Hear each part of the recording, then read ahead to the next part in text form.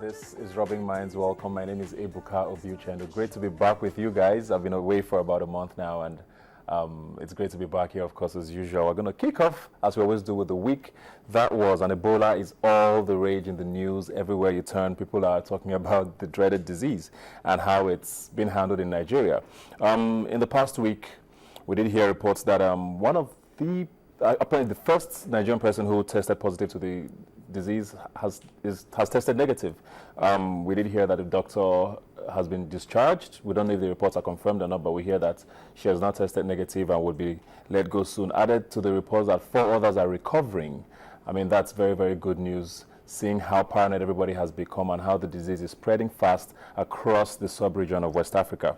So we hope that this is a sign of better things to come, and hopefully we do not hear of any more new cases in the future. I think we have 10 confirmed so far, 4 dead, and 6 who are still being quarantined. Apparently 4 of those 6 are the ones recovering. So we hope that we do get even better news from here going forward. We do know that we hear so many stories about there was apparently some drug that was brought in by a Nigerian who was getting a cure or a vaccine for Ebola, and it was tested here, but apparently the Ministry of Health here did not approve it for reasons best known to them. But I mean, whatever it is that is happening in there seems to be good, for the fact that we do have at least a 40% death rate now as it is. If the other 6 can survive and we'll have no more new cases and our borders are securely, are controlled properly, I'm sure the future would be a lot safer and a lot less paranoid for a lot of Nigerians. People don't know what to do. And I think one of the saddest news that came out this week was about the Nigerian youth team who went to China for the youth games holding in China. They were quarantined. Even after being tested over and over again, they were not allowed to train, and the Nigerian team eventually had to boycott the games and come back to Nigeria. The offense simply being that they were Nigerians, and the Chinese authorities were not about to take chances with them and with them spreading whatever disease, even if they were confirmed not to have it. So it's this sort of stigma that we don't want to look forward to, we don't want to live with. A lot of countries have banned flights from out of this sub-region. And but like I said, on the good side, Nigeria seems to be doing something right. And we do hope that whatever it is that it's been done can also benefit the entire sub-region, and this terrible, terrible disease can go away for good. Moving on now to Boko Haram, which for some very weird reason has taken the 2nd seat. Very first time in recent times that Boko Haram is not the first thing we talk about on the news. But yeah, they're still in the news, and we did hear reports about them abducting about 100 boys and men from some parts of Borno State. We don't know why these abductions keep happening and where they are taking these people to. But we also heard that the Chadian military have also rescued a number of them.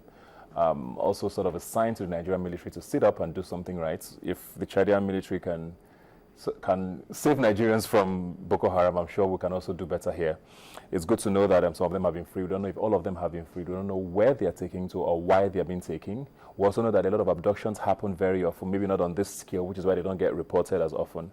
But something needs to be done to check why this continues to happen and, hopefully stop all of this. As I say every week, security is the biggest issue as far as I'm concerned, and the elections are coming fast and thick, and sadly, it's going to take the back seat again, and we don't know what's going to happen as a result of that. Talking about politics now, Nuhu Ribadu has been in the news through the week. He has left a party he was one of the founding members of, the All Progressives Congress. He has moved over to the People's Democratic Party, mostly because we think he wants to run for governor of Adamawa State. We don't know what happened behind the scenes there, but people have given a lot of credit to the PDP chairman, Adamu Muazu, for all the buttons he's pressing behind the scenes. But of course, it's not a small field. We'll hear names like Buba Marwa, Ahmed Modibo, Senator Abu Girey. There are so many people who are in the race, for the governorship of Adamawa State. But Nuhu Ribadu seems to be in everyone's lips now. He ran for president in 2011 under the flag of the ACN at the time. And it's quite interesting that he would cross carpets to a party he has heavily criticized in the last 4 years. We'll see how the elections shape up in October when that happens, and of course that would be like our final test for INEC before the general elections in February in 2011. And speaking of INEC now, second round of the permanent voters registration is going on now in several states: Bauchi, Yobe, Jigawa, Sokoto, the FCT, Kwara, Ebonyi, Anambra, Ondo, Oyo, Delta, and Cross River states. So if you're in any of these states, please go on to the polling booth where you registered and pick up your permanent voters card There's also going to be continuing voters registration as well. And if you've missed the deadline, you can also go to your local government up until the elections to pick up a permanent voter's card. It's very important you know that your vote is your power and you would need it more than anything else in 2015. Well, that's what we're going to be talking about right now. When we come back, we'll be facing our topic for the day. Please stay with us. We represent. What else? What else? Come on, come on, come on. Just let's go. So let's dance now. It is my turn. Just want you. I am ready for your action. Just want you. You should cut off all distractions. It's all on you. And just give me some reaction. Just want you. Welcome back. Now, a couple of young Nigerians are going to be climbing Kilimanjaro. Yes, the same Kilimanjaro, you know, the highest point in Africa. They'll be climbing it tomorrow to raise awareness, you know, for people living with Down syndrome. And we're going to be talking about Down syndrome and all of the issues around that particular issue. Here today, I have here with me Amaka Obidi, Programs Service Officer, Down Syndrome Foundation Nigeria. Thanks for being here today. Thank you. And of course, Michael Oloruniwo, Strategy Consultant, 7 Energy. Yes. Thanks for being here today. So let's start from the beginning. A lot of people hear Down syndrome. People have so many derogatory names for it, and I think that's because it's very misunderstood. Yeah. What is Down syndrome? Thank you. Down syndrome is a genetic condition caused by an extra chromosome. It's also called trisomy 21.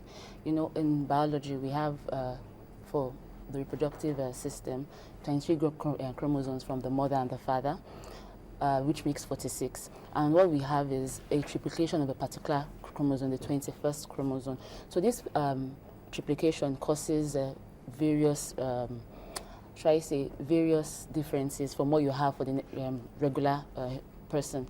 They have people with Down syndrome, if you've seen them, they have elongated eyes, extra fissures, nasal cavity which has been elongated, and low immune system.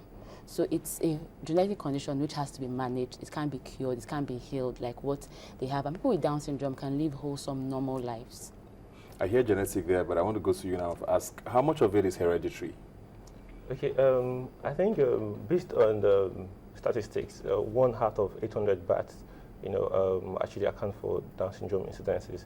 And I'm not sure, it doesn't have anything to do with genetic condition. It's just about what happens during conception.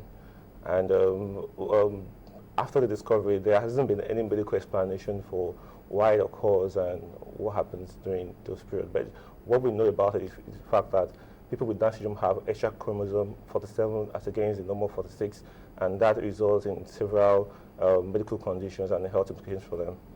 So based on the medical history, you have a issue whereby people with Down syndrome actually have the maturity or mental maturity of somebody who is 8 or 9 years of age, and they progress, to maturity at a very later stage in their life. So that's what happens.